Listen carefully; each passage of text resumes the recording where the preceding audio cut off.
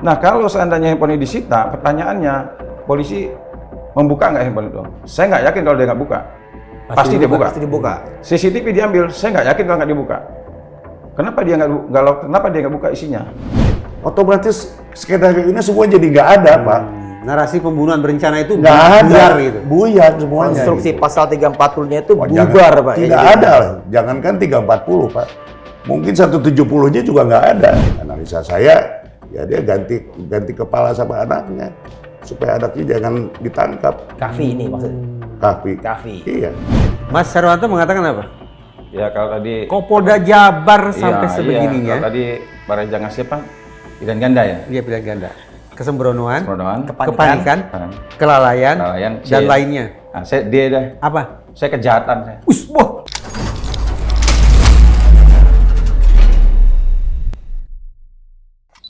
Halo Sobat TN, ketemu lagi kita di Bang X Napi Diskursusnet.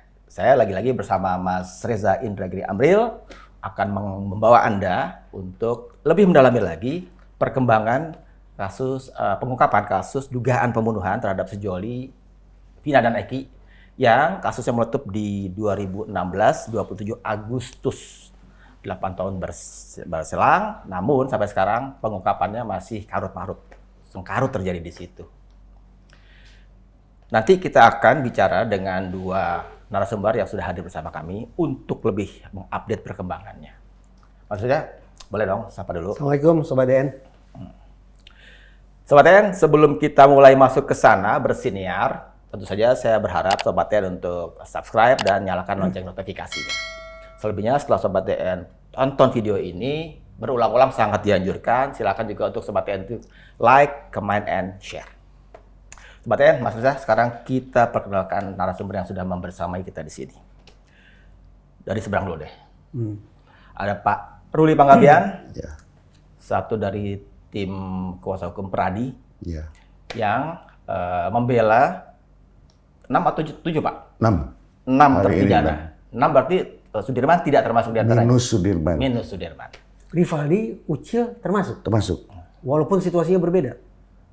Maksud saya situasi Ucil Karena masuk dalam kasus ini kan berbeda. Betul. Tapi kan ini sama-sama kita mengajukan permohonan atau PK. gitu. Ya. Supaya Makasih. komprehensif maksudnya. Selamat datang ya Pak Ruli. Di Sama-sama. Terima kasih undangannya. Satu lagi narasumber kita adalah Pak Herwanto Nurmansyah. Beliau ini adalah ketua umum dari Relawan Sahabat Polisi Indonesia yang juga di kasus ini bermanuver. Malah menariknya melaporkan, menggugat Kapolri kan. Ini menarik, nanti kita akan dalami itu ya Mas Reza. Sahabat polisi tapi penggugat Kapolri. Ya, itu menarik kan.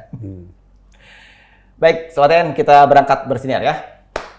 Saya mau tanya ke Mas Reza dulu nih. Boleh, boleh. Karena ingat banget, sewaktu kita beberapa waktu lalu tempo hari ke Cirebon, terjun langsung ikut salah satunya kita membuat investigative report tentang itu, menguji kesaksian ayah waktu itu ya. Saya ingat betul, Mas Reza memberi kisi-kisi ada 4 syarat ya untuk pengungkapan sebuah kasus yang berkualitas. Boleh dong supaya merefresh lagi ke Sobat TN dan mungkin ditambahkan dengan contoh-contoh yang realnya yang tidak pas dengan parameter yang Sebetulnya ada 5, tetapi parameter yang kelima saya kesampingkan karena sepertinya tidak terlalu realistis. Jadi hanya 4. Bagi saya, pengungkapan kasus oleh otoritas kepolisian bisa dikatakan berkualitas atau bermutu kalau memenuhi 4 syarat ini. Pertama, harus tuntas. Mau lewat litigasi kek, mau lewat diversi kek, silakan. Tapi ada ujung akhirnya. Jangan sampai kemudian seseorang ditetapkan sebagai tersangka sepanjang hayatnya. Saya punya teman suatu orang yang konon statusnya sampai hari ini tetap tersangka. Sejak sekitar tahun 2014. Ya kebayang dong, tahun 2014 situasi apa waktu itu. Sampai sekarang konon status tersangka itu melekat pada diri dia.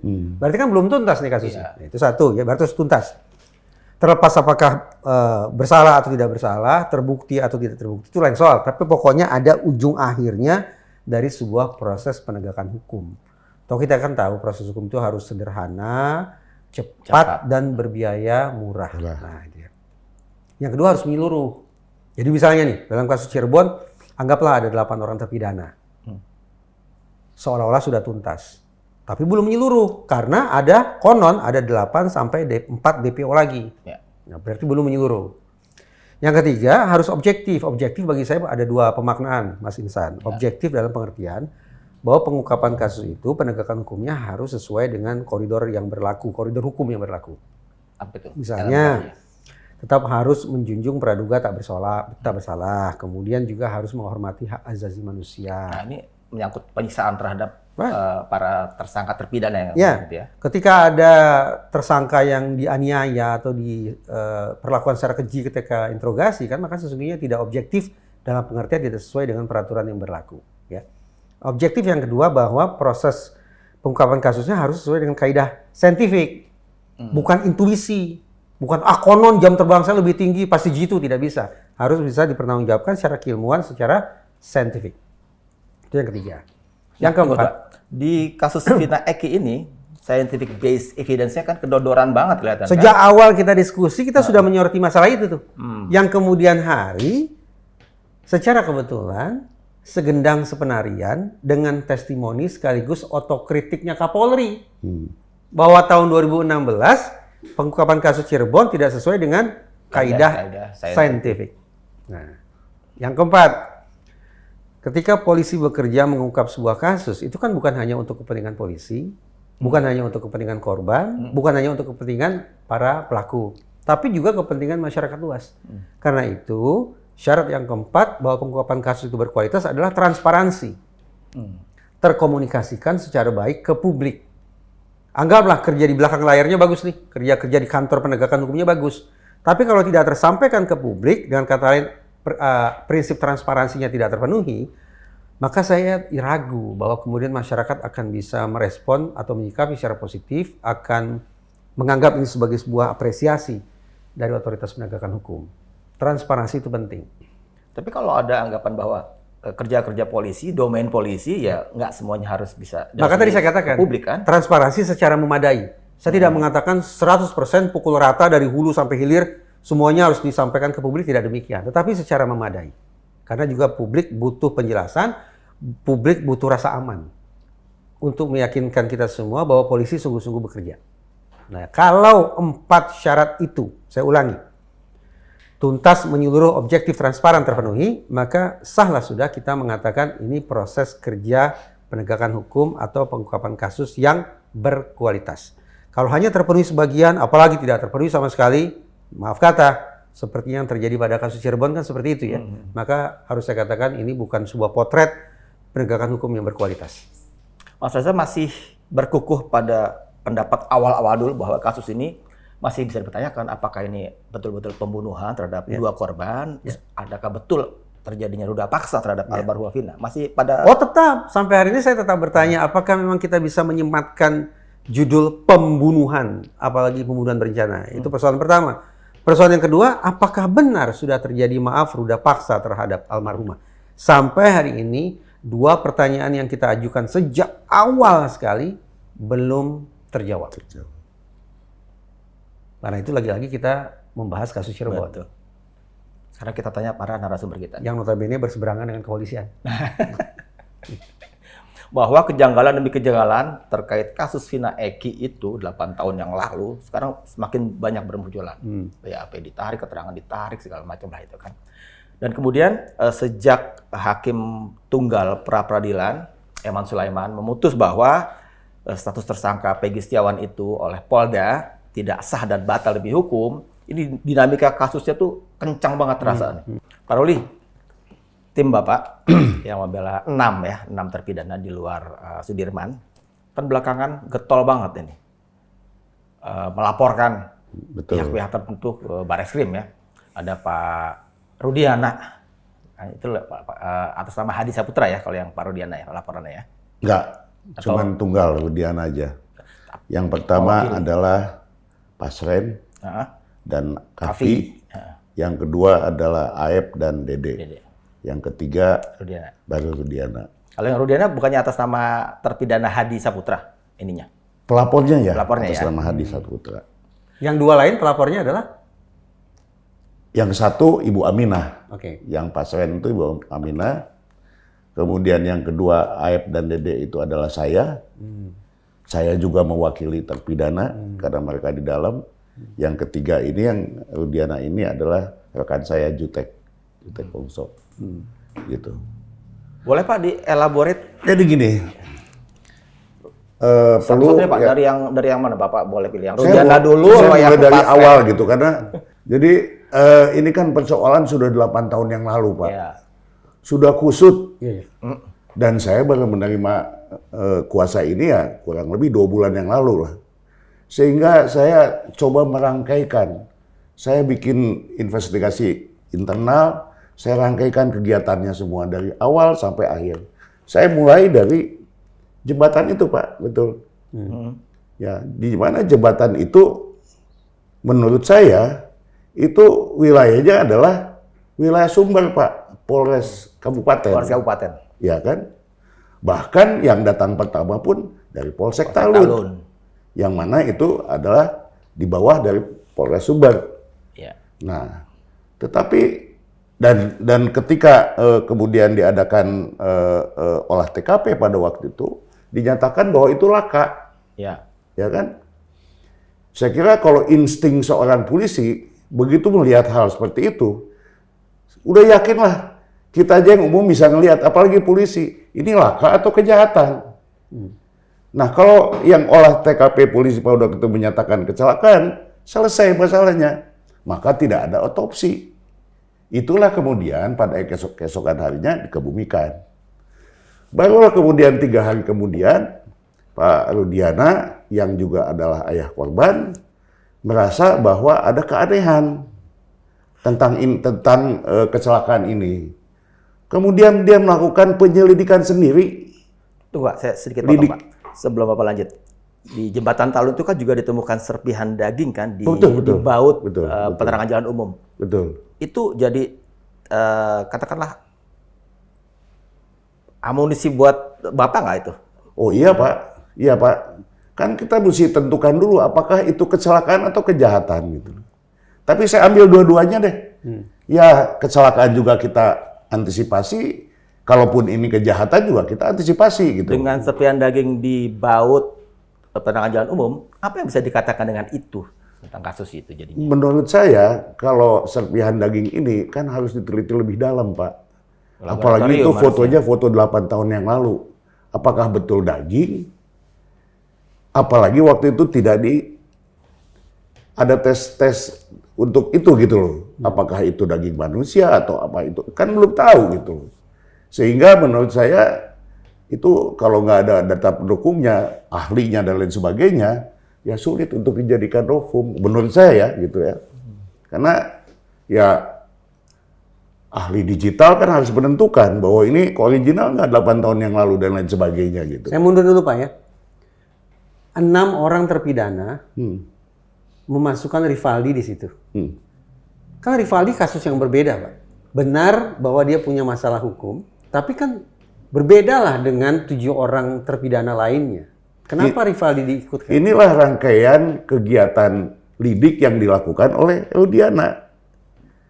Kan dia yang melakukan penyelidikan sendiri beserta dengan anak buahnya. Kalau logikanya ke situ, pertanyaannya saya balik. Kenapa Sudirman tidak dimasukkan sebagai klien Bapak untuk PK? Sudirman malah di-exclude kan, dikeluarkan? Betul. Sebetulnya orang tuanya sudah memberikan kuasa kepada kami. Orang tua Sudirman sudah memberikan kuasa kepada Bapak untuk PK? Bukan, untuk membantu orang tuanya bisa ketemu sama anaknya, bisa berkunjung dan lain sebagainya.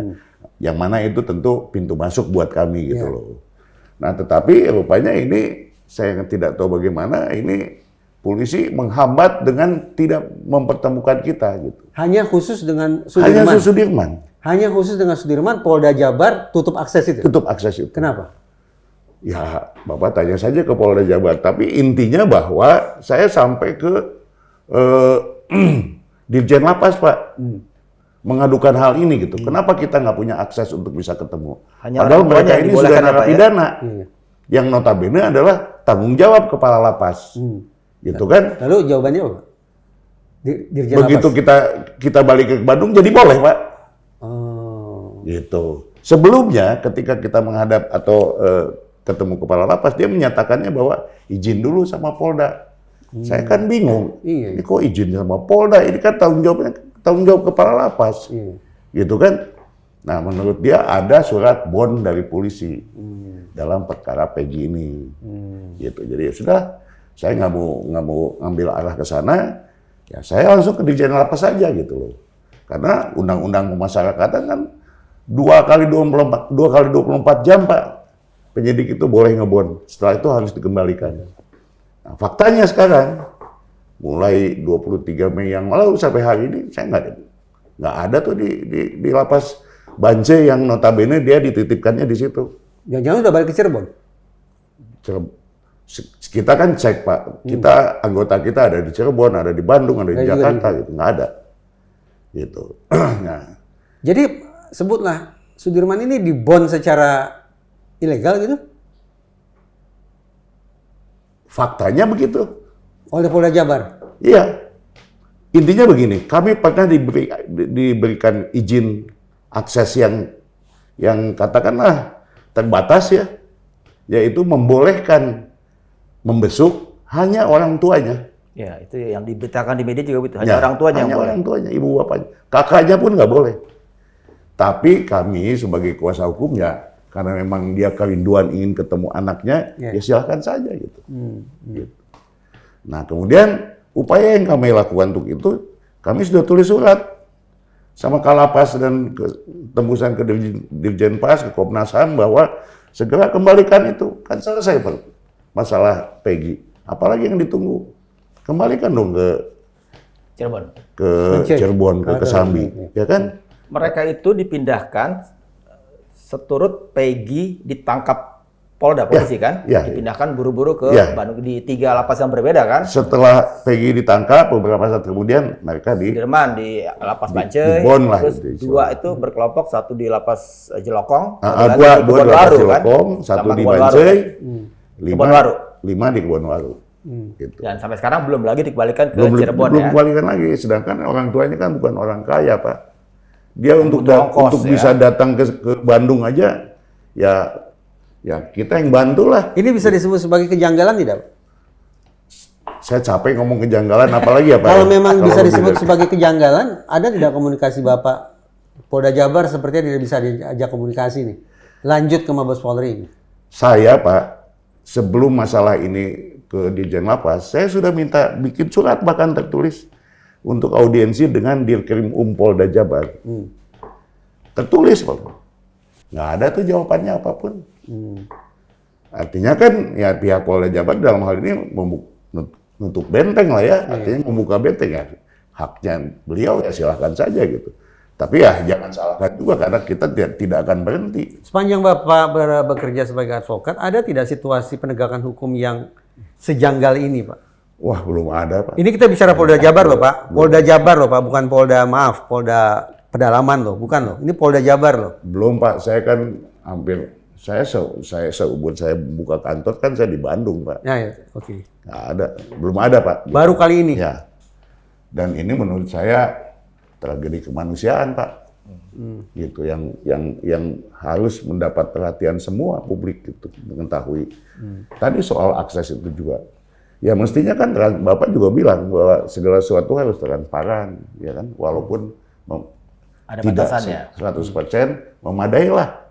Ini pun tidak. Sehingga ya kami jalan masing-masing jadinya. Ya kan sebaiknya kalau pihak Polda Jabar bisa berkomunikasi dengan kami kan enak Pak. Ada kelemahan, ada masalah-masalah apa kita bisa tukar informasi. Ini kan tidak. Baik dari Polda Jabar maupun Mabes Polri, sepenglihatan Bapak sudah melakukan langkah koreksi belum Pak? Menurut saya malah Mabes Polri. Mabes Polri melakukan apa? Yang saya lihat tanggap dan kemudian ya kita lihat aja pernyataan Kapolri beberapa hari Iya lalu. tanggap tapi ditindaklanjuti tidak?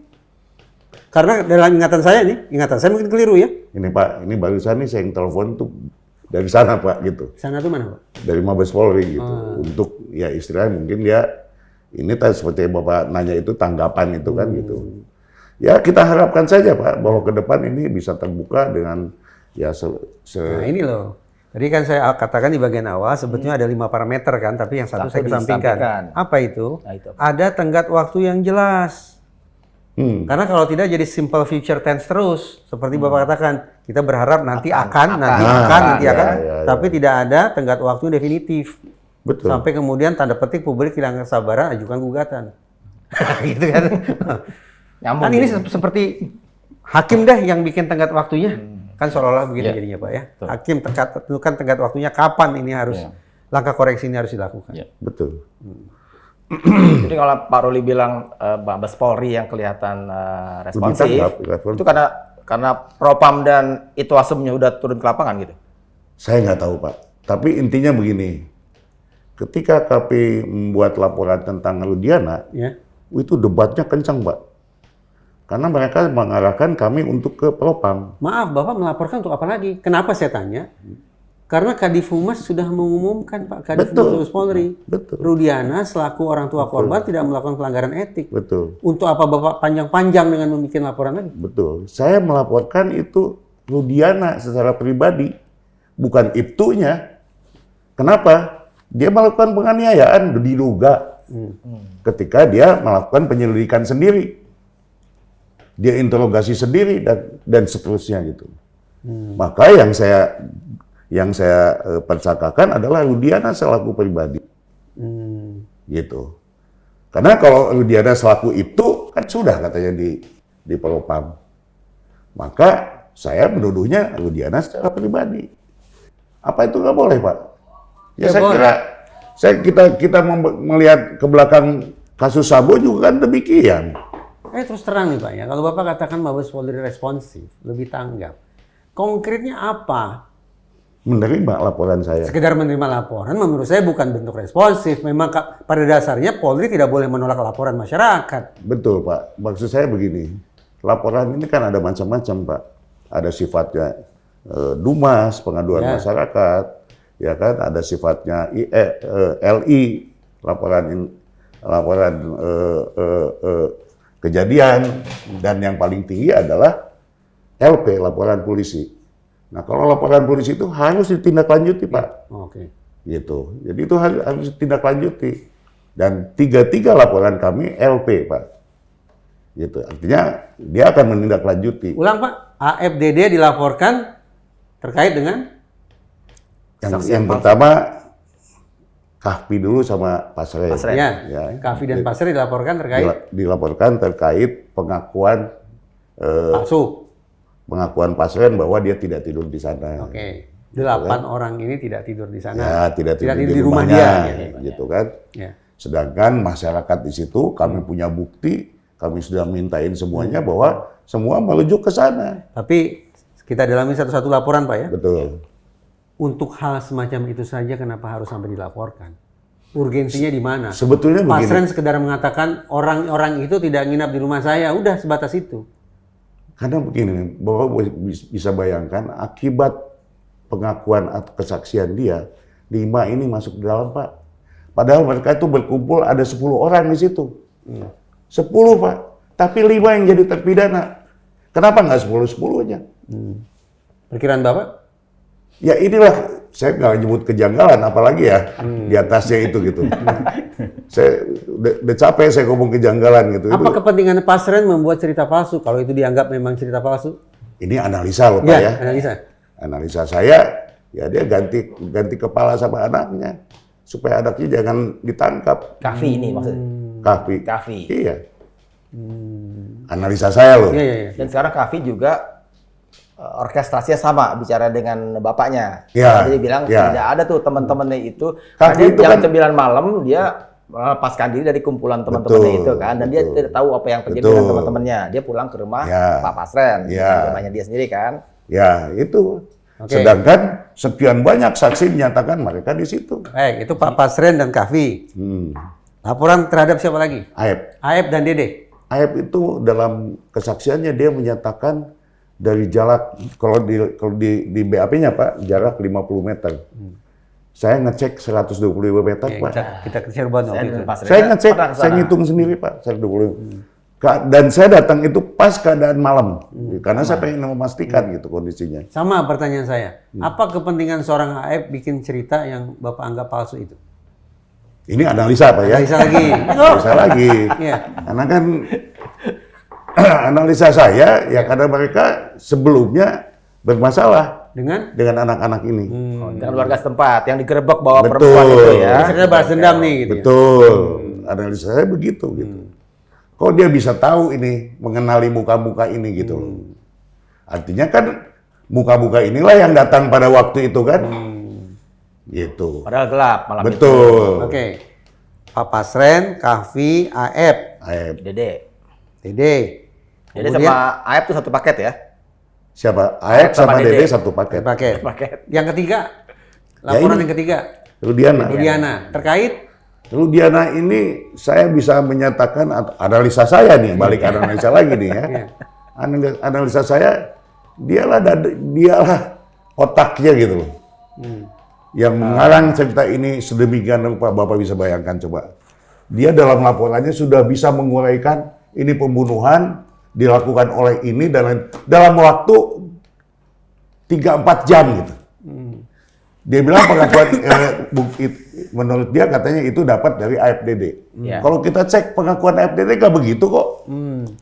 so hebat-hebatnya penyidik Polri tidak mungkin gitu dalam waktu 3-4 jam. Iya, Tidak mungkin. jangankan polisi Pak, manusia aja lah. Ya, kita sesama manusia mungkin nggak dalam waktu 2-3 jam ini. Kemudian dia bisa betul membuat satu cerita, satu skenario yang si ini berbuat ini, si Anu berbuat Anu. Semua tuh jelas tuh. Kecuali dia ada di TKP. Padahal dia bukan saksi fakta. Ya kecuali dia ada di TKP. Kecuali dia lihat di situ kan. Ini bukan gitu. Jadi dari mana dia dapat analisa? Balik analisa lagi. Analisa saya ya karena dia sudah mengadakan interogasi, sudah mengadakan penekanan. Oh. Gitu. Saya pengen nanya sesuatu. Ketika Pak Rudiana ini sentral betul perannya dalam alur ceritanya kemudian. Betul. Setelah itu kan. Nah, dikaitkan dengan TKP yang ada beberapa. Satu di Jembatan Talun, satu lagi di belakang showroom. Betul. Itu kan tempat yang kabarnya almarhumah dirudak paksa, gitu kan. Apakah TKP kedua, karena dia bilang kalau di lahan kosong itu kok nggak ditemukan darah. Betul. Yang disebut-sebut itu kan. Betul. Jadi TKP kedua tuh bisa jadi fiktif juga. Nah, apakah Bukan itu bukan fiktif, tapi itu sengaja dibuat seperti itu. Itu pertanyaan saya. Maksudnya apakah itu memang dalam konteks untuk supaya Pak Rudiana bisa menarik Betul. TKP dari Kok bisa sama Polres ya Sumber, analisanya? Betul, dari Pak. wilayah betul. Polres Betul. Sumber ke wilayah Polresta Betul. yang dia bertugas di situ Betul. walaupun sebagai Betul. Sat narkoba kan. Betul.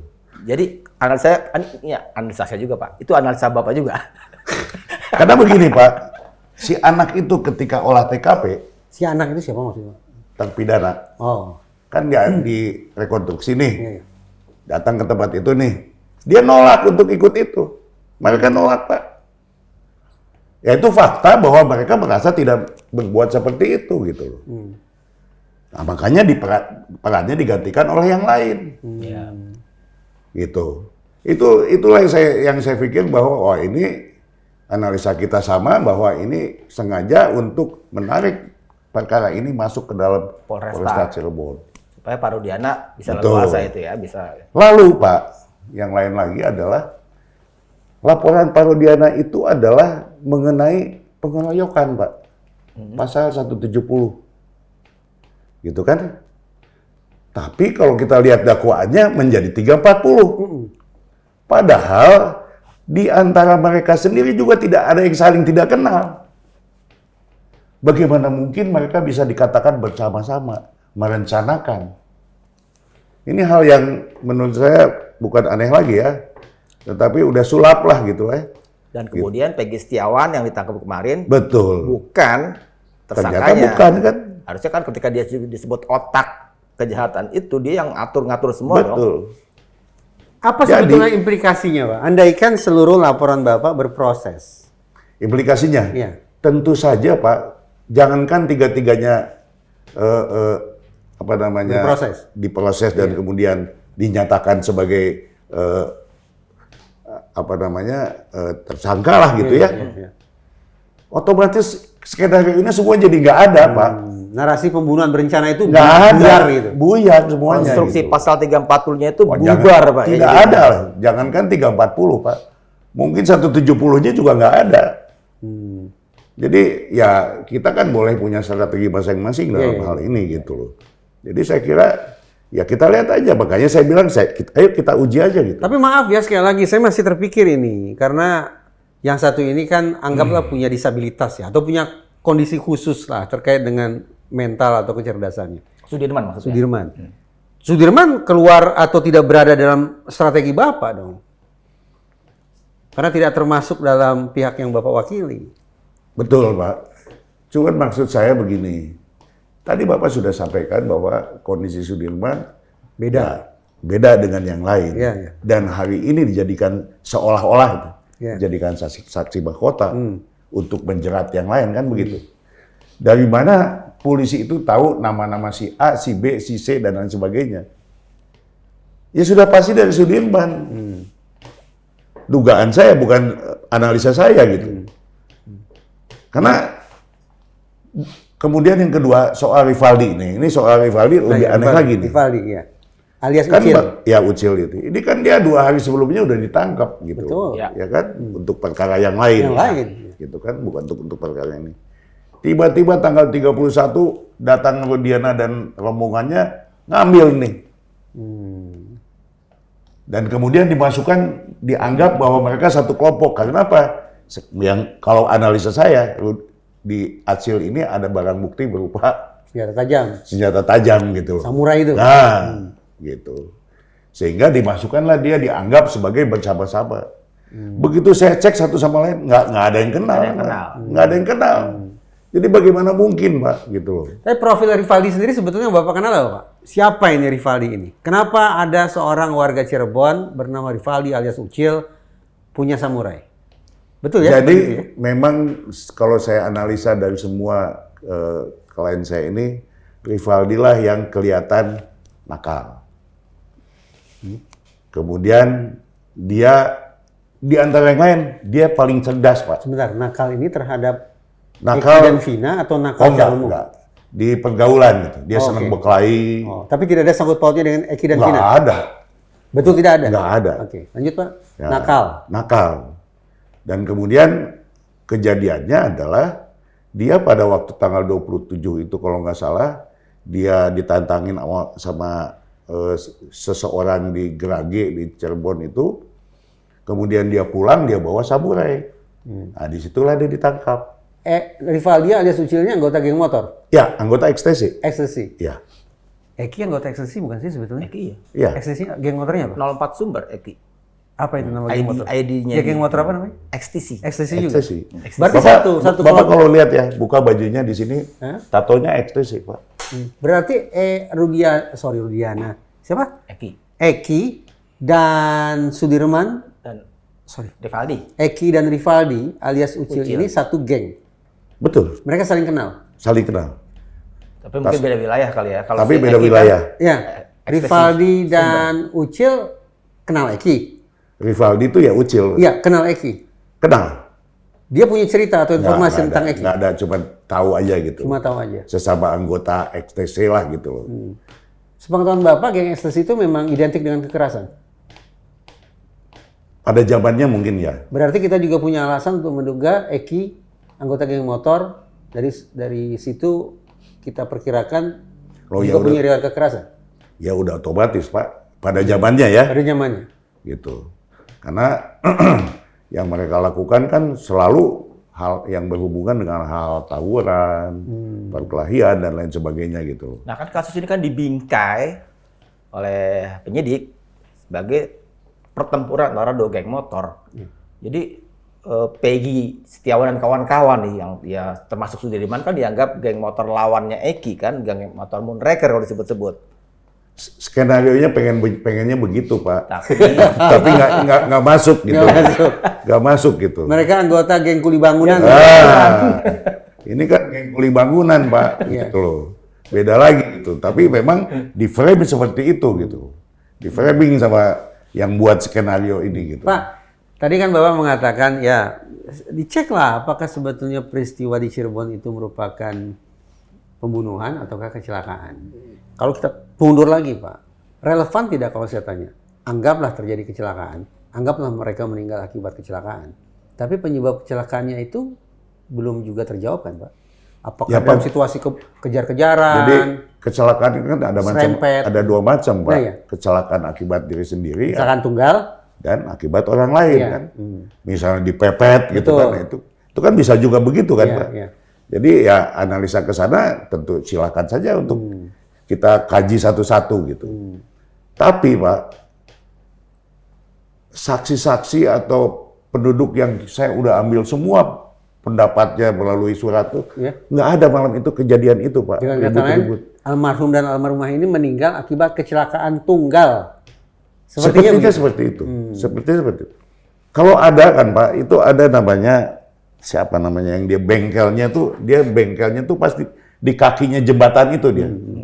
Jadi setiap ada ribut dia tahu gitu. Lihatlah gitu. Malam itu nggak ada tuh, nggak ada apa-apa. Dia hanya dilapori bahwa tuh ada yang kecelakaan di atas. Nah, dia langsung sama temannya datang ke situ. Jadi saksi pertama yang melihat mayat itu bukan Suroto, Pak, ya anak orang ini. Gitu loh. Nah, Bapak kan dan tim sedang juga katanya merencanakan mengajukan PK juga kan, Pak? Betul. Untuk berbeda. Nah, alat bukti akan sangat kuat ketika itu bentuknya scientific based evidence ya. Nah, itu di novum yang akan Bapak itu ada nggak, Pak? Scientific based evidence. Kalau saya bicara novum ya, mungkin kita akan cari, tapi kan nggak gampang Pak novum itu kan. Keadaan bukti yang ada pada waktu itu gitu. Tapi kan Pak, di dalam pengajuan PK ini kan ada bukan hanya novum Pak. Kekeliruan hakim juga bisa. Kemudian tidak penyesuaian pasal putusan satu dengan putusan lain juga kan bisa Pak. Gitu. Jadi intinya semua sudut kami akan antisipasi. Jadi bukan hanya kecelakaan saja, tapi juga dari sini yang andai kan itu disebut kejahatan, kita juga antisipasi. Gitu. Termasuk kalau misalnya gugatan Mas Herwanto tadi menghasilkan sesuatu yang sesuai harapan, itu juga bisa dipakai sebagai novum, Pak. Oh iya, Asli. Iya pasti. Ini jangan-jangan dua-dua sebetulnya kerjasama nih selama ini. Hati Pak. Jadi matching. yang apa? Saya Hati-hati, katakan, kedua hati sama-sama mau berlawanan dengan polisi gitu maksudnya. Nggak, Justru mencari kebenaran material. ya, Bang, novum asli itu Ya. sebenarnya di mana? Di CCTV sama handphone. Itu asli. Apa ulang? CCTV sama handphone. Ini novum asli. Sepanjang belum dimanipulasi. Sebelum dimanipulasi ya, sebelum yang kata Mas Suryo tadi bisa direkayasa nggak resmi itu. itu. Iya. Tapi andai kata ini terbuka, inilah novum asli. Ya. Kalau ini bisa dibuka, ternyata isinya memang Otentik berbeda. ya? Nah, itu udah selesai tuh. Ya kan kita tahu semua, nggak ada scientific, Nggak ada. nggak ada kan? Iya, iya. Pemeriksaan darah nggak ada, pemeriksaan sidik jari apalagi. Sperma Ya juga cuma nggak itu yang tadi Iya. buktinya Itu yang Nah, saya coba konfrontir dengan penasihat ahli Kapolri, Pak Arianto Sutadi, bahwa scientific crime investigation itu hanyalah alat, bukan keharusan oleh polisi. Nah, ketika di katakanlah 2016-2017 ketika persidangan yang tadi mulai waktu itu, polisi melakukan kerja-kerja yang diakui juga kedodoran secara SCI itu, scientific itu, tapi kan diterima oleh jaksa, diterima oleh hakim, dan kemudian putusan itu muncul sudah. Jadi apa salahnya polisi kalau kata Pak Arianto kemudian? ya inilah yang kita juga agak tanda tanya Pak ya. Kok tiba-tiba perkara ini mulus-mulus aja sampai ke pengadilan gitu? Ya saya sih menduganya ada sinergitas gitu Pak. Ya kan boleh orang menduga kan? Ini sinis nih. Penggunaan kata sinergitasnya konotasinya kurang baik ini. Kalau dalam bahasa Pak Ngabalin ya, dalam bahasa ahli motor Ngabalin, Sinergitas itu bisa- bahasa saudara itu tidak baik. Ada 4 Sinergitas itu bisa positif juga loh Iya, Pak, iya. nggak selalu negatif gitu loh. kong kali kong, Bagi pihak 40 mereka. lipat. Ya, gitu. Bayangkan perkara yang demikian semrawut ini kok bisa di P21 gitu loh. Itu yang pertama. Yang kedua, kemudian juga dalam pemeriksaan, saya pelajari semua di pemeriksaan di pengadilan Pak. Ya, hakim itu kok fokus kepada BAP gitu. Padahal fakta persidangan kan bukan BAP Pak. Iya, harus diuji di persidangan kan, Pak? Iya kan harus diuji di persidangan. Iya, iya. Tapi balik lagi ke BAP gitu. Contohnya saksi-saksi yang disampaikan oleh misalnya Saka Tatal, dia kan yang ngasih saksi alibi, diabaikan juga, gitu loh. Pak, boleh tidak kalau saya simpulkan begini, ini maaf ya kan, bahwa Bapak pasti mewakili organisasi profesi masing-masing kan ya. Betul. Awalnya saya menyebut kasus Cirebon ini, pengungkapan kasusnya itu sebagai sebuah potret tentang police misconduct. Tapi kemudian karena ada sinergi yang Bapak katakan tadi itu, berubah menjadi sebutannya saya katakan miscarriage of justice. Tetapi kemudian saya lengkapi lagi. Kesemrautan atau kesembronoan, itu kata Pak Riantos tadi, atau kepanikan, itu kata Pak Ugroseno. Ya. Ini merupakan kombinasi dari dua faktor. Satu, miscarriage of justice. Polisi, jaksa, hakimnya bersinergi, Betul. yang Bapak kiaskan tadi. Plus di sisi sebelahnya ada bad lawyering. Sejumlah penasihat hukum yang dalam bahasa sopannya tidak optimal lah dalam bekerja. Otokritik. Masuk akal tidak yang saya katakan? Masuk akal, Pak. Ya saya kira kan perkara ini, karena ini kalau saya menganggap ini perkara kemanusiaan, itu koreksi buat semua, Pak. Buat kami advokat juga koreksi, buat penyidik koreksi, buat kejaksaan, dan juga buat hakim yang memeriksa ini gitu. Ini semua koreksi buat kita semua, supaya ke depan jangan ada lagi dong yang begini. Mas Heranto dari organisasi apa? KAI. KAI, sama, pandangannya sama. Bisa dianggap ini sebagai sebuah otokritik bagi KAI? KAI, ya saya memang kadang saya juga jujur aja ya. Kemarin juga saya ada menyinggung salah satu pengacara Peggy Setiawan ya, dalam melakukan pembelaan gitu. Tapi netizen kan serang saya terus. Begitu saya mengatakan kenapa tidak melakukan hal seperti ini ya. Dulu waktu saya masih calon advokat, saya setuju begini. Ketika advokat itu membela suatu perkara ya, dia bukan karena dia dibayar, tapi ketika advokat itu menerima suatu perkara, dia harus pastikan bahwa dia menguasai perkara itu. Nah, saya melihat ada ya, saya tidak sebut namanya, begitu mereka mengajukan pra peradilan itu ada hal-hal yang menurut saya mereka tidak lakukan. Nah, kalau menurut saya, kenapa Hakim Eman Sulaiman itu mengabulkan ya?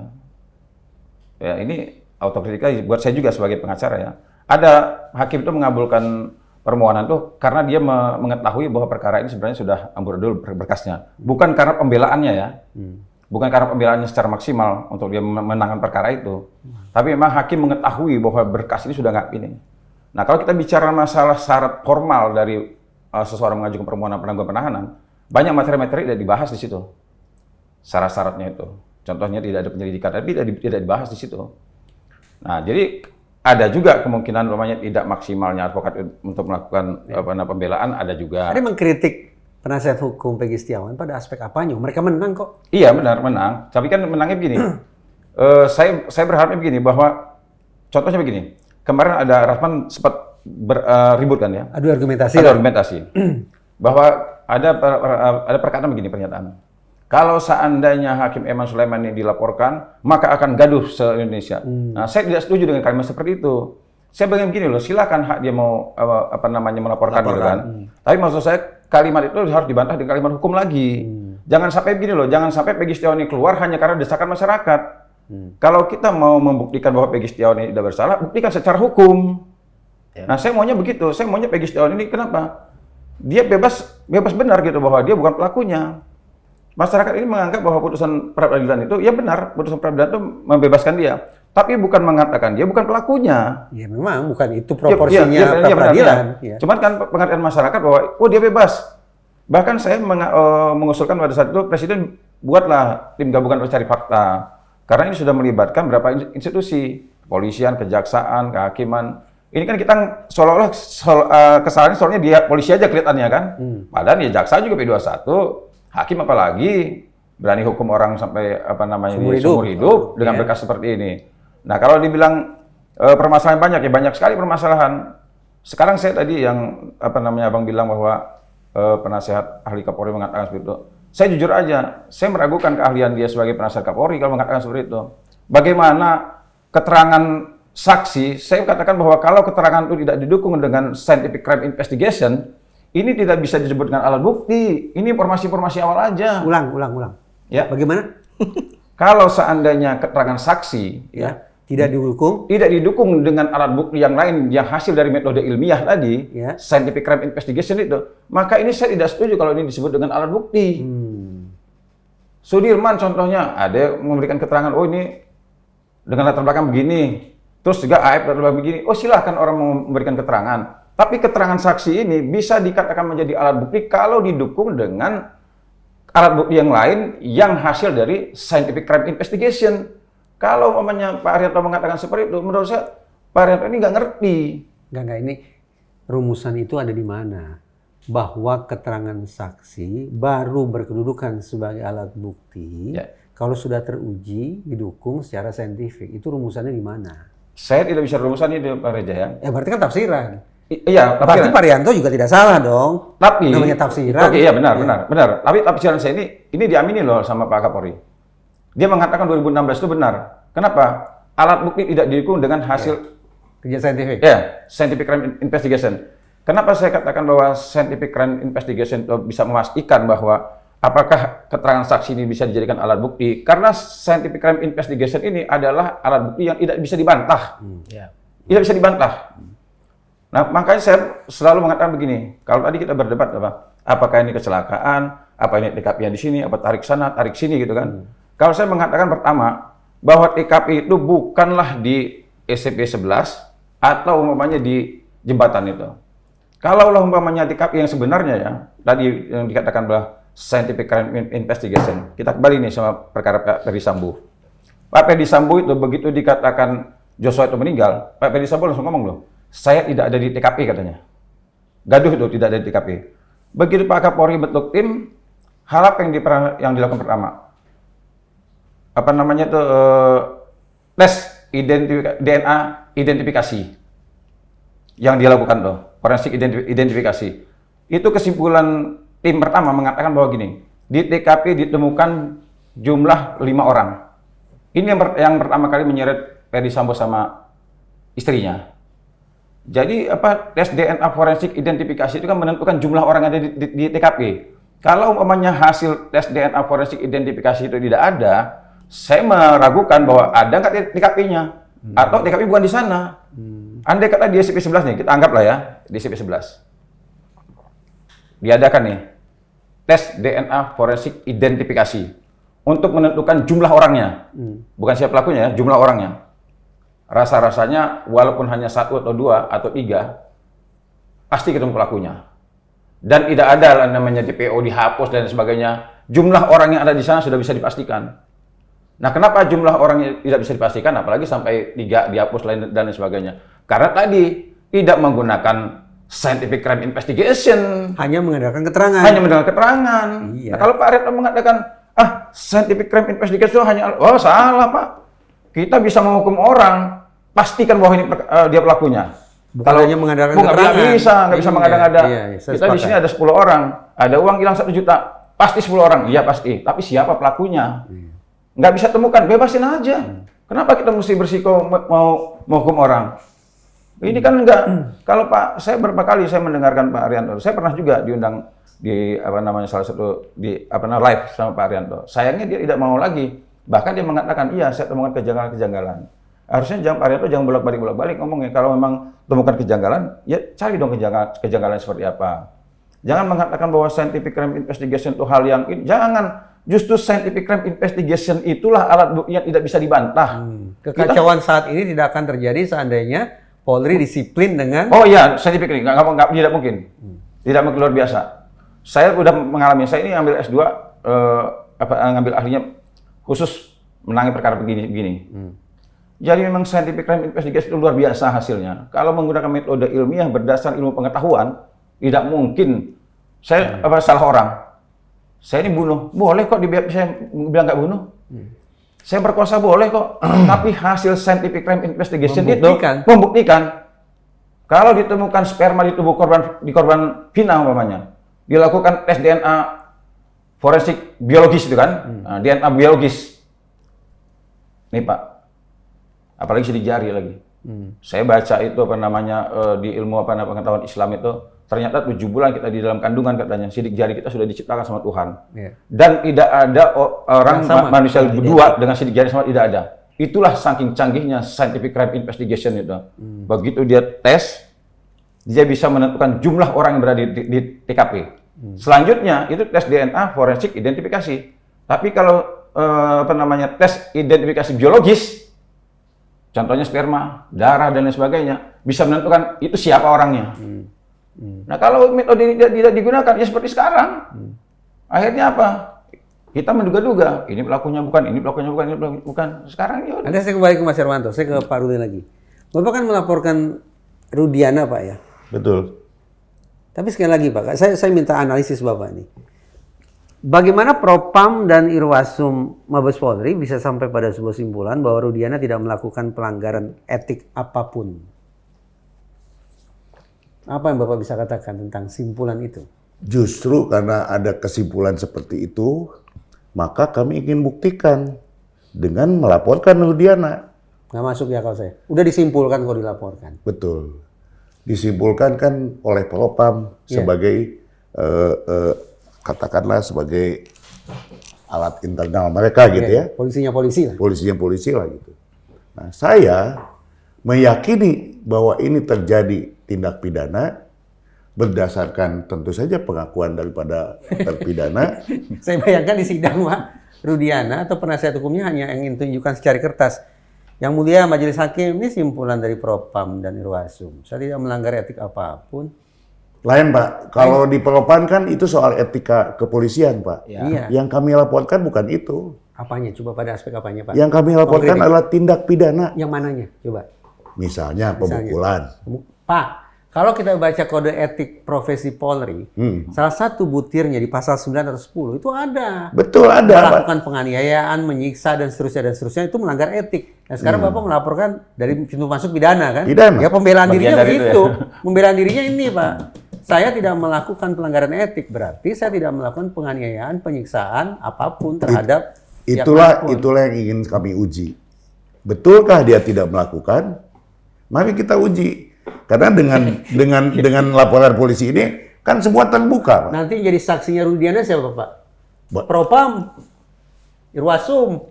Ya silahkan saja gitu. Tapi kami juga punya. Hati, Pak. Nggak apa-apa. Kami juga punya bukti. Masa hakim punya tidak yakin, Pak? Saksinya Propam, Irwasum. Mereka bekerja berdasarkan surat tugas. Surat tugas dari siapa? Saya yakin. Kapolri perkiraan saya. Saya yakin bahwa hakim itu tidak melihat hal seperti itu, tapi melihat bukti yang ada pada. Jadi cuma penyiksaan. Tanda petik cuma penyiksaan. Penekanan. Ya sama lah, itu satu pasal itu. Ya. Saksian palsu Kemudian, kan Pak nggak berani laporan dugaan kemudian, pembunuhan, gitu. kemudian laporan palsu.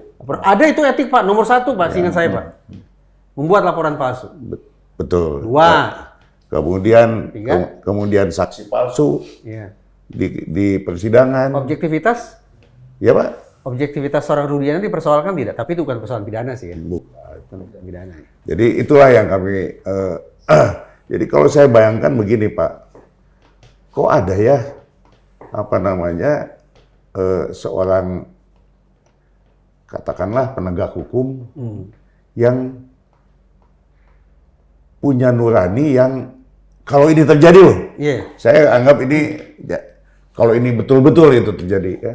Asumsi jadi Pak ya? Asumsi saya kok ada sih orang yang tega-teganya gitu. Demi untuk tujuan tertentu, melampiaskan apa saya nggak tahu gitu loh. Kemudian mengkambing hitamkan. Oke, itu Rudiana. Kok bisa sih sampai segitu gitu Pak? Sekarang saya ubah nih subjeknya. Kok bisa sih Polda Jabar sampai segitu? Endusan Bapak apa? Polda Jabar kok bisa sampai segitunya gitu menangani kasus ini? Bacaan Bapak apa? Nanti saya ke Mas Herwanto juga mau menanyakan yang sama sebetulnya. Kan beda asosiasi kan? Apa sih Polda Jabar? Sekali lagi Polda Jabar loh Pak. Polda Jabar ini. Ya. Presisius gitu. Tentu setiap Polda, setiap penyidik kan beda pola pikirnya, beda mindsetnya Pak. Iya. Ya kan? Ya tentu dia pasti berangkat dari berkas. Udah pasti dia berangkat dari berkas. Nah berkasnya menyatakan seperti itu, ya dia akan ikuti itu. Dia tidak tahu bahwa berkas ini awalnya udah amburadul gitu loh. Sehingga apapun hasilnya tetap aja akan amburadul. Pilihan ganda deh, pilihan ganda. Tapi Bapak boleh pilih yang lain. Pak Arianto Sutadi, penasihat ahli Kapolri, di depan saya nih mengatakan kesembronoan. Pak Ugreseno di sini nih di kursi tempat Bapak duduk mengatakan kepanikan. Itu dua kata untuk menunjuk kinerja Polda Jabar tuh, Pak. Lalu menurut Bapak apa? Kesembronoan, kepanikan atau yang lain? Kelalaian deh. Kelalaian. Kalau lebih soft gitu. Lebih soft. Karena dia dari Bandung. Enggak juga lah. Tapi kurang lebih kan esensinya sama gitu. Sembrono, panik, lalai. Ya, lalai gitu. Hilaf aja sekalian, Pak. Atau hilaf. Hilaf ya, hilaf. Saya kira nggak hilaf, Pak. Lalai. Lalai. Institusi loh. Iya. Hilaf. Lalai. Kelalaian sistemik. Ya kan Pak, bukan hanya persoalan individu per individu ya. Betul. Kalau Ya menurut- yang dimulai dengan sesuatu kan begini Pak. Bagaimana awalnya gitu. Kalau awalnya itu baik, hasil kedepannya pasti baik Pak. Walaupun kadang-kadang nggak juga gitu ya. Tapi kalau hasilnya dimulai dengan tidak baik, startnya aja udah kacau. start kacau, nggak mungkin hasilnya akan maksimal. Jadi saya sepakat bahwa Pak siapa tuh ya? Kabar Eskrim yang Susno 2J kali ya? Balik lagi ke titik nol. Dan itu yang saya lakukan Pak. Saya balik lagi ke titik nol gitu. Walaupun versi saya gitu ya. Kalau kami di diskursus mengatakan kembali ke titik hulu ya. Iya. Mas Sarwanto mengatakan apa? Ya kalau tadi Kopolda Jabar sampai sebegininya. Kalau tadi Pak Reja ngasih apa? Pilihan ganda ya? Dia pilihan ganda. Kesembronoan, Sembronoan, kepanikan, kelalaian, dan C. lainnya. Nah, saya D deh. Apa? Saya kejahatan saya. Wah, lebih gawat lagi nih, ngeri nih. Saya gini, Minum dulu saya. saya kasih minum juga lah. Boleh. Soalnya mengerikan ini. Saya jadi haus nih. Kalau saya begini ya, saya Bentar, ini bahaya. Iya. Lembaga penegakan hukum Ya. tersinyalir melakukan kejahatan. Kejahatan, ya. Saya bertanggung jawab kan pendapat saya gini. Kan sejak awal saya katakan bahwa kalau zaman sekarang ada orang sampai salah tangkap Ya. atau menentukan tersangka, ya, saya lebih suka polisi itu gagal dia mengungkapkan kejahatan ketimbang dia salah tangkap orang. Kenapa? Kalau dia tadi sama, kalau kita ini polisi menggunakan yang namanya scientific crime investigation ini tadi, kan saya mengatakan bahwa ini bisa dianggap sebagai alat bukti, ya, ketika didukung dengan alat bukti yang lain, yang hasil ilmiah tadi, berdasarkan ilmu pengetahuan. Nah, kalau seandainya alat bukti ini tidak didukung dengan ini, maka ini disingkirkan dulu. Tidak mungkin bisa salah tangkap. Kalau laporannya benar, penyelidikannya benar, penyidikannya benar, kita jangan pikirkan pelakunya, pasti hasilnya benar. Nggak mungkin, nggak ragu-ragu saya. Tapi kalau laporan sudah nggak benar, penyelidikannya nggak ada, penyidikannya nggak benar juga, di sini pasti akan muncul. Nah, kenapa saya berani mengatakan itu kejahatan? Kalau penyidik umpamanya, ini saya udah pakai kayak penyidik nih. Iya. Jadi kalau saya umpamakan penyidik nih, ketika saya melakukan penyelidikan dan penyidikan, ya, saya bisa pastikan bahwa orang ini pelakunya atau bukan. Hasilnya. Kalau seandainya ini bukan pelakunya, kita memastikan bahwa ini pelakunya, kejahatan atau bukan. Kalau kita membuka barang bukti yang sudah kita sita, kita tahu kebenarannya, tidak kita ungkapkan, kejahatan atau bukan. Kalau CCTV-nya kita sita, sekarang pertanyaan begini, handphone disita, ngapain disita kalau seandainya tidak ada sangkut paut dengan tindak pidana? CCTV diambil dalam penguasaan, kalau seandainya tidak dibuka, untuk apa? Masuk akal. Kalau seandainya kebenaran itu disembunyikan, tiba-tiba sampai menuduh seseorang sebagai tersangka, kejahatan atau bukan? Perintangan Pak. Iya Pak, itu kejahatan Pak. Iya, Sekarang pada perintangan itu Pak, mencegah untuk orang ini. Ini menyembunyikan kebenaran, ya. Oke lah, kebenaran umpamanya kita pelakunya si A. Tapi kita paksa si B. Kejahatan atau bukan? Bukan perintangan Pak, kejahatan. Kalau perintangan saya mau nangkap B, tapi ada orang menghalangi saya untuk menangkap B. Kalau seandainya penjahatnya B, saya paksakan nangkap A. Jadi ini kejahatan dari siapa? Iya, kalau saya bilang oknum, saya nggak bicara oknum Pak. Mereka kalau sepanjang mereka bertindak dengan kertas yang berlambang Polri, Ya. ya Polda dong. Polda. Iya dong. Kalau kemarin saya juga mengatakan begini, pada saat pra-peradilan dibacakan oleh salah satu anggota di sana, mengatakan dia menyebut nama Dani dan Andi lagi. Ini begini. Dimunculkan lagi nama ya, itu. dimunculkan lagi gitu kan.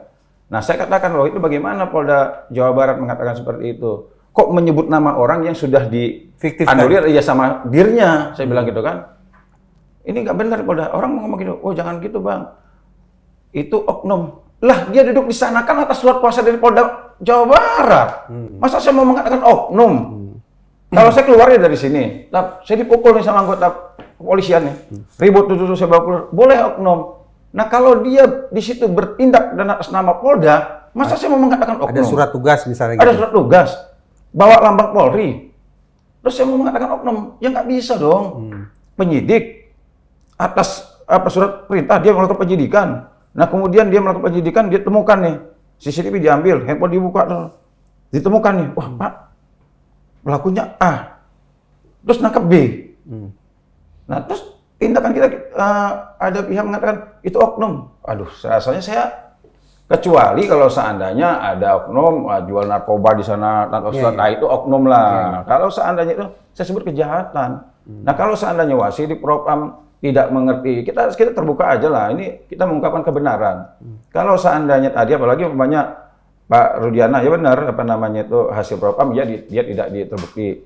Tapi kan kita sama-sama tahu dia melakukan penyidikan tanpa surat resmi, dia melakukan penangkapan tanpa penyidikan, disebut ada 11 orang. Kemudian ini kan sisa 3 DPO ini kan sebenarnya analisa kita ya, analisa saya nih. Kan tidak ditangkap 2016 itu, ya udahlah segini aja. Karena 2024 ini desakan terlalu kencang, dipaksa untuk nyari 3 DPO. Ya kan, dipaksa ini kan, harus dapat 3 DPO ini. Di lalanya ada nama Peggy Setiawan yang dulu pernah digerebek, nggak ditangkap. 1, 2-nya bagaimana Pak? Buat aja cerita. Fiktif. Karena apa? Desakan harus tangkap kamu, 3 ini. Karena meledak dari 2024. Deras kencang nih, 3 DPO dicari. Dipaksa harus nyari Polda Jawa Barat. 2016 rumah Peggy Setiawan sudah digerebek dalam perkara pembunuhan dan pemerkosaan, nggak dikejar, wilayah masih Jawa Barat, nggak masuk akal. Jadi kata apa tadi? Kejahatan ya. Oleh Polda Jawa Barat. Polda Jawa Barat itu menyangkut 2016 atau sekaligus 2024? Sekaligus 2024. Jadi 2016 jahat, 2024 juga jahat. Saya sempat komentar begini. Kepolisian pernah mengatakan begini. 2024 kami jamin penyidiknya baru semua. Yeah. Tidak ada 2016 yang bergabung di sini. Itu saya jamin. Saya langsung komentar di media. Saya percaya Pak, 100% penyidik 2024 itu baru semua. Tapi mohon maaf, seperti kasetnya baru Pak, lagunya lagu lama. Tata cara yang digunakan 2016 sama nggak 2024? Buktinya pra-peradilan kalah. Cara penangkapan Peggy Setiawan, begitu ditangkap, besoknya rumahnya digeledah, yang didapatkan ijazah dan lain sebagainya. Makanya saya datang ke Mabes Polri. Saya katakan bahwa ada juga Pak nama Peggy Setiawan di Cianjur. Geger tuh rame tuh. Orang dukung saya banyak itu. Karena Peggy Setiawan di Cianjur ini digadang-gadang, wah banyak orang ini kan. Begitu saya laporkan, Bang, emang abang bilang dia ini pelakunya? Saya nggak mengatakan seperti itu. Ini sindiran saya kepada pihak kepolisian. Kandai kata kalian mau gerbek rumah Peggy Setiawan di Cianjur, sama dapatnya. Ijazahnya sama, rapotnya sama, KTP-nya sama.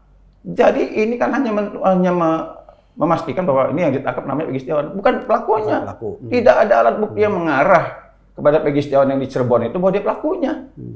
Nah, sehingga saya mengatakan bahwa kasetnya sih baru. Ketika disebut sebagai kejahatan oleh Polda Jabar, galaknya sih cocok kayaknya jadi komisioner Kompolnas ya. Nah, saya juga sebenarnya berulang-ulang kali mengatakan Kompolnas itu, saya bilang udahlah cuci gudang. Kenapa? Pak Listio Sigit mengatakan bahwa 2016 benar ada permasalahan. Harusnya ini kan keluar dari mulutnya Kompolnas. Tapi Kompolnas, waduh, saya bilang udah, maju ikut seleksi komisioner Kompolnas. Kalau Pak Listio Sigit dukung saya maju. Saya yakin deh, kalau dengan narasi seperti itu nggak akan lolos. Justru saya sering nggak lolos itu karena begini. Iya. Jangan coret nih Herwanto katanya. Coret nih Herwanto katanya. Kenapa? Ini membahayakan mitra ya. Ya. Apa Statusnya dengan apa yang dilakukan itu kan paradoks ya. Statusnya sahabat polisi. Ya. Tapi apa yang dilakukan justru menggugat Kapolri. Ya. Tapi saya luruskan dulu.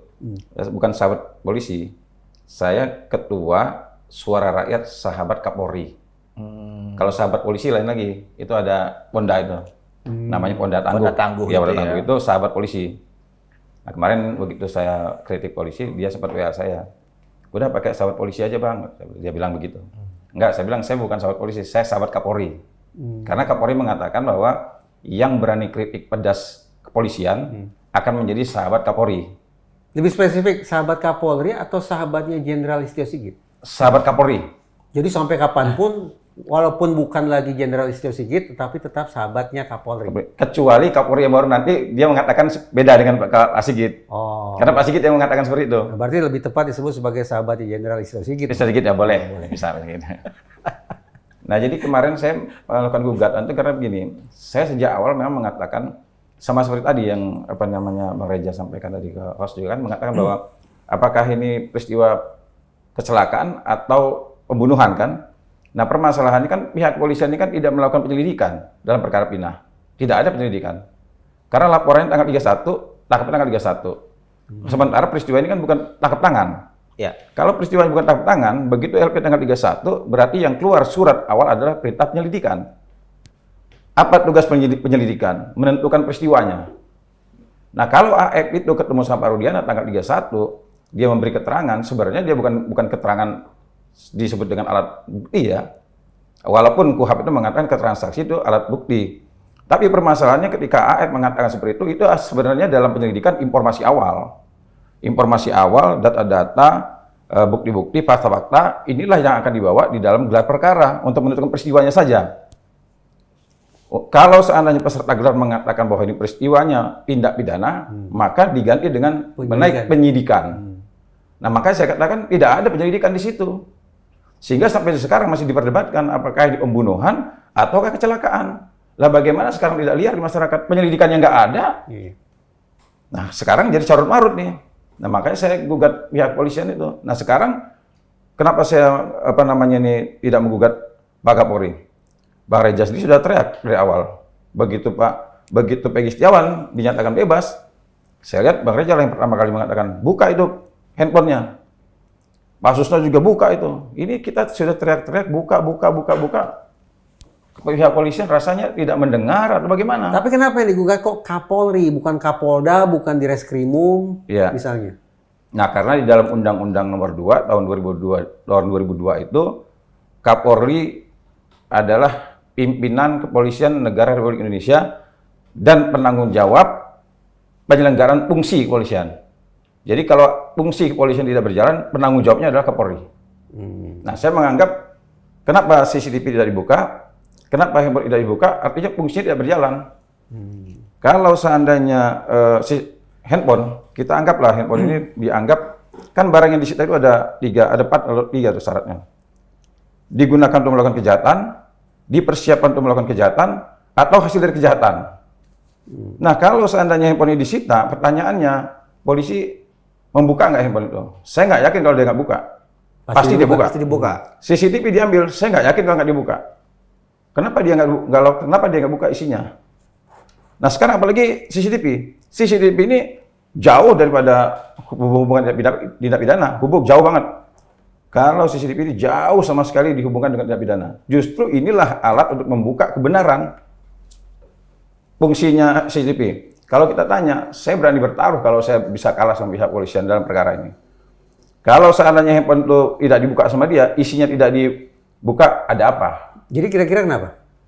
Kenapa CCTV dan gawai baik itu para terpidana maupun para korban tidak dibuka, kenapa? Tidak dibuka, ya ada sesuatu yang disembunyikan. Saya selalu mengatakan ya, kalau seandainya zaman sekarang pihak kepolisian salah tangkap, menurut saya bukan salah, kejahatan.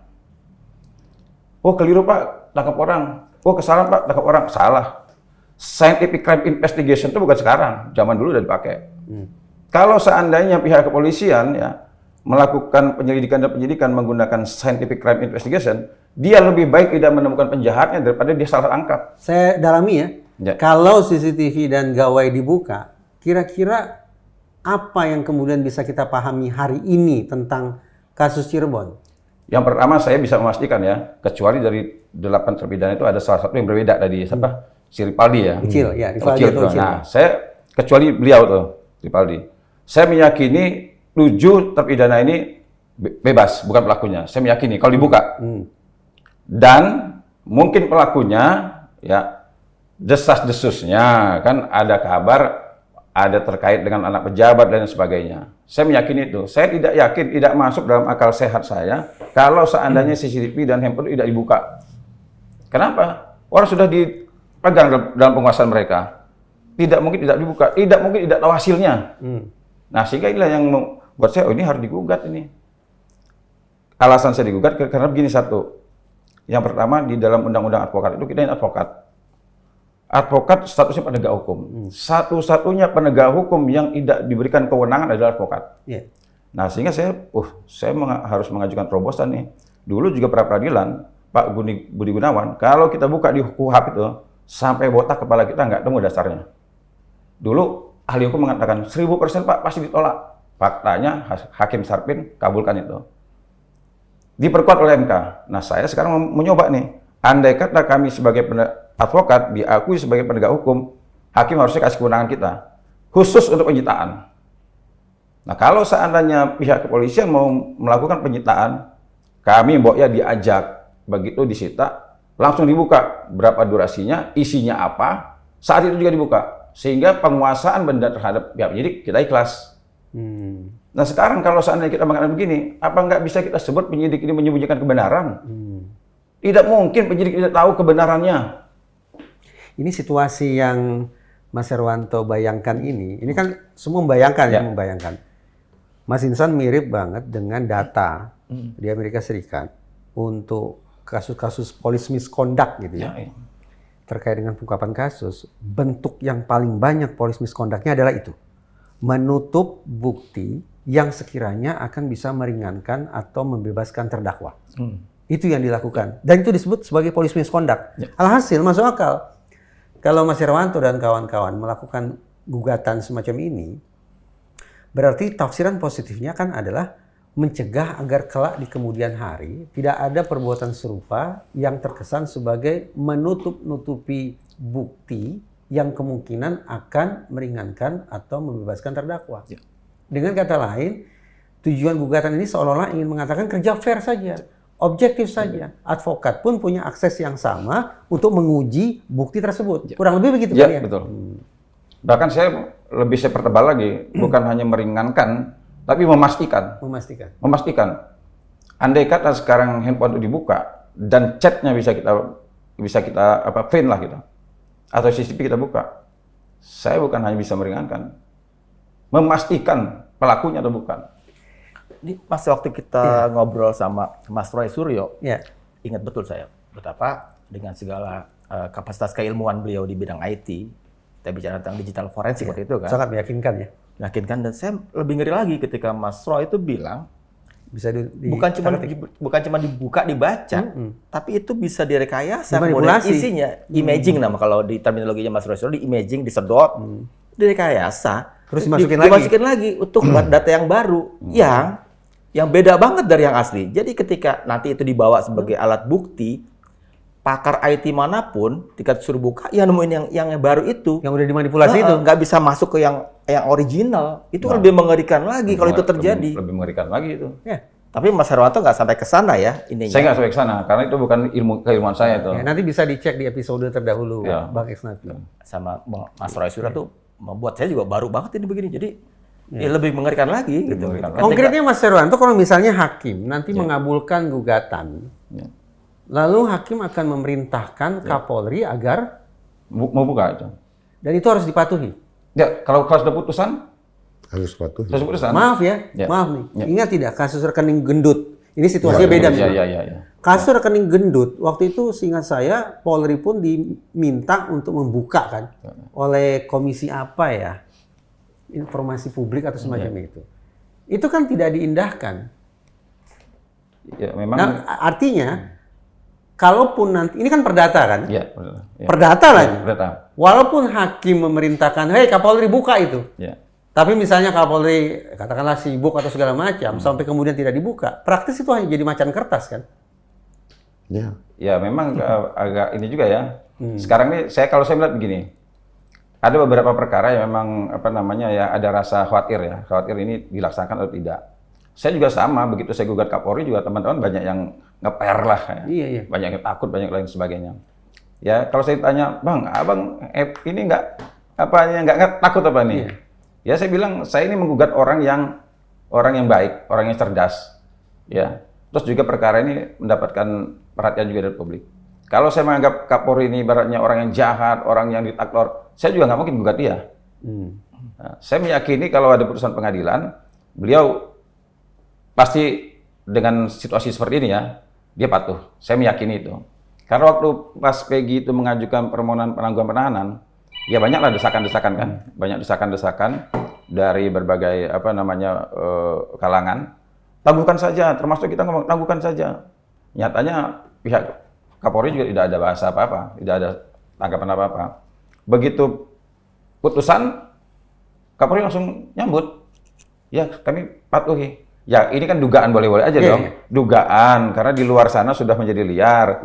Konon katanya ada senior beliau. Ya bisa jadi Pak Kapolri mengatakan kalau sudah putusan ya, izin Bang, putusan harus saya laksanakan. Ya, makanya saya katakan saya menggugat Pak Kapolri ini membantu beliau. Ini andaikan Ya. sebelum hakim ketok palu, Ya. dari Mabes Polri sudah buka itu rekaman CCTV dan gawai. Ya. Cabut gugatan. Cabut. Kalau itu cabut. Kita yang penting kan keadilan kebenaran itu. Saya pernah kemarin mengatakan, saya ditanya, bagaimana dengan putusan Eman Sulaiman ini? Ya saya harus secara objektif mengatakan memang putusannya melampaui batas. Kalau kita bicara hukum, melampaui batas memang itu. Ultra petita. Iya. Kalau saya objektif, ada beberapa netizen yang nyerang saya. Selama ini netizen, wah, se-Indonesia rasanya bela kita terus. Begitu saya katakan bahwa Peggy itu bisa ditetapkan sebagai tersangka kalau mau dilakukan penyelidikan dan penyidikan kembali. Nah, cuma harus objektif, transparan, adil, tidak memihak, silakan, nggak masalah. Nah, kalau memang dua alat bukti ditemukan, silakan ditersangkakan lagi. Bisa-bisa aja, saya bilang itu. Nah, cuma ini kan ternyata ada putusan di Poin 5-nya itu seolah-olah melarang. Tapi itu tidak nggak bisa kita mengatakan bahwa mentang-mentang kita ini bela Peggy terus kita harus membabi buta, kan nggak juga. Nah, cuma saya bilang kenapa saya harus katakan seperti itu, saya ini tujuan saya bukan bela Peggy, bukan bela siapa-siapa. Saya pengen kebenaran itu terungkap. Nah, cuma saya meyakini kalau kebenaran itu terungkap, maka Peggy bisa bebas. Nah, cuma kan netizen kadang-kadang menyerangnya seolah kita ini membela Peggy, membela 8 terpidana. Saya nggak bela itu, saya bilang. Saya di pihak, saya bersikeras agar kebenarannya terungkap loh. Tapi tadi saya mau menyusul apa yang disampaikan Bang Reza tadi. Saya sebenarnya ini kan kalimat saya hanya kalimat halus aja, meminta bahwa pihak kepolisian membuka. Sebenarnya sih kalau kita mau ngomong jujur, bukan membuka. Untuk jujur lah, hasilnya itu apa? Hasilnya apa itu mereka sudah tahu pasti, nggak mungkin nggak tahu. Pak Kapolri juga saya yakin, saya tidak mau mengatakan bahwa Pak Kapolri dibohongi, nggak. Saya yakin Pak Kapolri sudah tahu isinya apa. Mas Reza, saya udah dikasih kode nih. Apa itu? Sudah diakhiri. Oh ya, Tapi gini, saya pengen terakhir kita tutup dengan kepakaran Mas Reza. Ini kan ngomong-ngomong tentang penyidik 2016, penyidik 2024. Yang kalau kata Mas Herwanto nih, kaset baru lagu lama. Gitu kan. Cocok nggak dengan teori ilmu Mas Reza yang mengatakan bahwa itu, apa disebutnya terminologinya? Blue Curtain Code. Blue Curtain Code, ya. Itu kira-kira gimana? Sama sekali juga di edukasi. Kan lagi-lagi ada kita teori bahwa apa itu Blue Curtain Code segala ada macam. teori penerapan teori yang baru kalau Pak Ruli kan menggunakan kata kelalaian. Ya. Itu bisa kita pahami sebagai misalnya ya kompetensinya memang masih belum cukup mumpuni. Sehingga ada loopholes di sana, ada loopholes di sini yang memang belum sampailah pemikiran mereka ke sana. Tapi kalau sudah memakai perspektif yang dikatakan oleh Mas Herwanto, kejahatan, itu nggak usah pakai teori. Itu udah police abuse, police misconduct, segala macam lah itu. Yang konsekuensinya semestinya adalah ada pihak yang harus dihukum dan ada pihak yang harus diberikan ganti rugi. Karena ada korban kejahatan Mengerikannya adalah korban kejahatan yang dilakukan oleh lembaga penegakan hukum, bukan oleh oknum. Jadi tambah lagi tuh perspektifnya. Dalam bahasa yang agak lunak, saya katakan, terlepas kita pakai kata kesembronoan, kepanikan, kelalaian, kejahatan, tapi tampaknya kita bersepakat akan satu hal, bahwa kerja Polda Jabar pada tahun 2024 gagal memitigasi kesemrautan Polda Jabar pada tahun 2016. Gitu. Itu ya. Gagal mengoreksi, gagal membenahi situasi yang kadung buruk itu. Gagal memitigasi. Mudah-mudahan Mabes Polri tidak ikut-ikutan membuat situasi semakin sengkarut. Ya, amin. Amin. Selesai kan jadinya? Mudah-mudahan. Saya deg-degan sih pakai kata kejahatan itu tadi, serius. Nah, udah setelah ini bermasalah beliau ini. Untuk bertanggung jawab. Untuk bertanggung jawab. Sehingga kita dapat edukasi juga nih. Sobat TN, itu salah satu bagian paling menarik. Salah satu ya. Pasti menarik dari yang lain juga menarik. Tapi ini nih yang terakhir ini dari yang Mas Hermanto. Soal kejahatan yang dilakukan oleh institusi loh, Polda Jabar loh ya. Bukan oknum. Bukan oknum. Institusi berarti kan oleh Mas Hermanto. Nah itu yang mungkin bisa lah buat para Sobat TN segala macam diskusikan lagi bahwa ini ya wacana publik jadinya kan. Kalau saya sih membayangkan ada gerbong yang akan bergerak sebentar lagi. Oke. Maksud gerbong ya itu. Sobat TN, itu titipan dari saya, dari Mas Reza untuk jangan sampai nggak nonton yang ini nih. Karena banyak banget yang menarik dari para narasumber yang kita hadirkan sekarang. Jadi pantengin terus media ini, Diskursus.net, karena memang kita media yang terverifikasi Dewan Pers. Jadi kita bertanggung jawab terhadap produk-produk jurnalistik yang kami produksi dia.